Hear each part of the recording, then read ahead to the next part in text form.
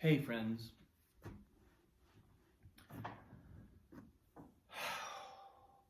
I've been reading a book called 4,000 Weeks. I think I mentioned this yesterday, and it's really kind of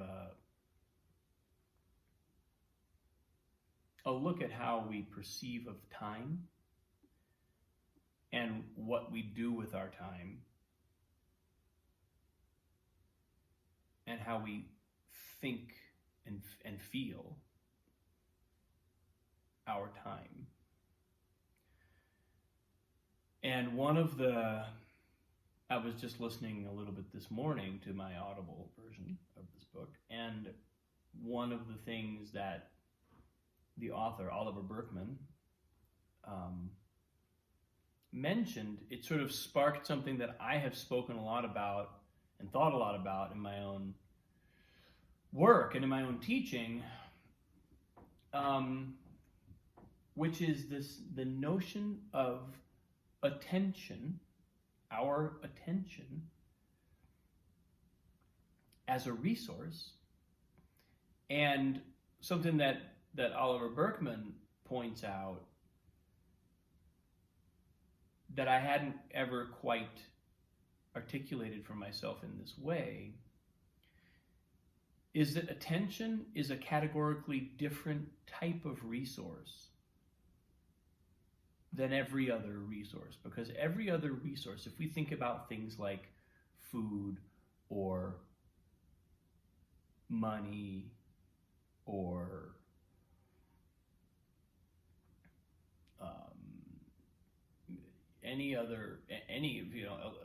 power, electricity, gas, right? Anything that powers our life, anything that fuels our life, those are things we have. They're things that can be depleted and replenished. And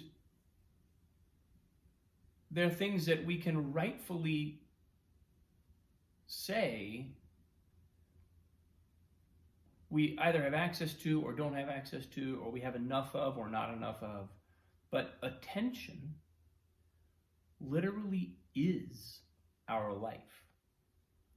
You know, he points out that at the end of our life, what we have spent our time paying attention to will literally be what we perceive our life to have been. Not something we had in our life, but what our life actually was. And that distinction is a key one, because it kind of it's a wake-up call in so many ways, because it sort of contextualizes what it means to be choosing to spend our attention, our time. You know, time and attention are kind of two ways of looking at the same thing. We can say we spend our time on something, but what does that mean? That means that we're giving our attention to something for a given duration of time, right? If we say we're spending our attention on something, it means we're giving our attention to something for a time span. So the two are kind of, our time and our attention might almost be one thing, because they are essentially our life. How we spend our time and attention equals what we think our life is, what we understand our life to be. And that just kind of woke me up. It gave me a feeling of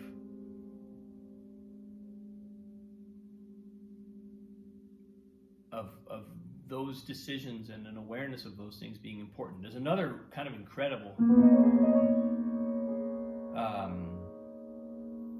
it's kind of a quote or an apocryphal story about Warren Buffett, which I'd never heard before. But the legend has it that Warren Buffett was asked by his pilot, I think, in this story, how do I know, how do I know what the most important things in my life are? What should I do in order to live the most valued, the most realized life? And Warren Buffett says, well, first step is to make a list of the top 25 things you care about. So the pilot goes away and makes a list of the 25 most important things in his life. And then Warren Buffett says, okay, now you arrange them so that they're, so you have them in order from number 1 to number 25. So he arranges them number 1 to 25.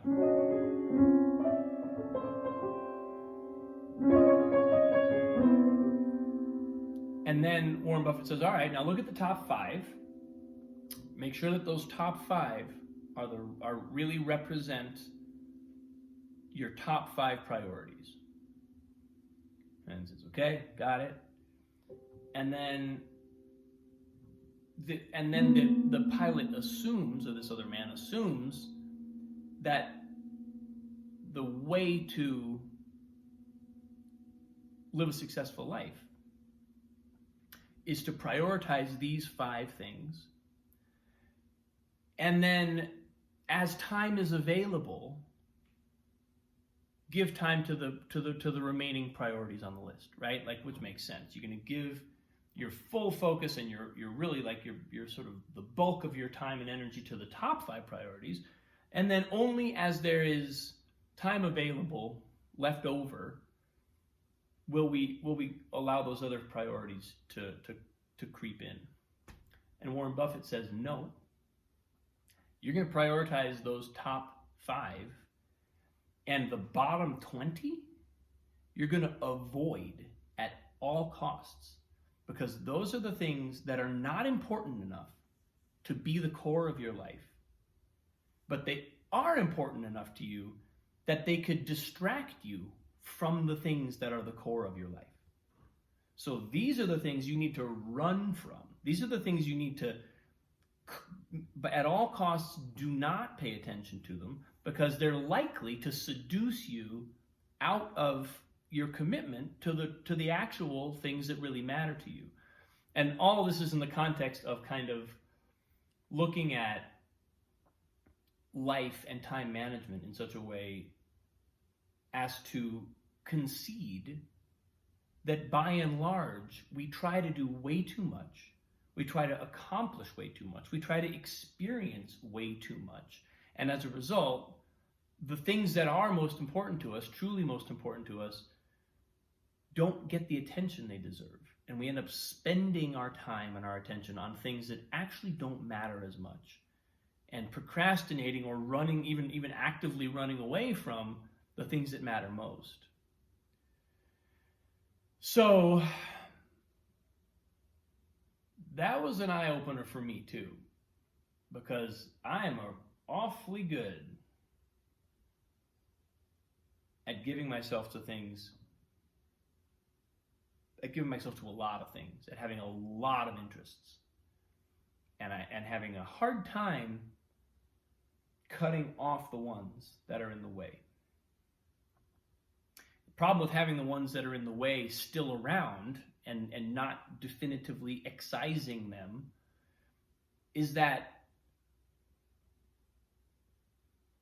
we remain susceptible, right? We can, when the going gets tough on our top 5, on any one of our top 5, which, sneak preview, it's also not great to pursue all 5 things at the same time. You want to kind of have certain ones that are really in the forefront at any given time. But as the going gets tough with the things that really matter, it's easy to say, oh, well, but this other thing kind of feels attractive now. It feels like it might nourish me, energize me, whatever. And all we're really doing is taking our attention and removing it from the thing that matters most, which of course is ultimately a kind of tragedy.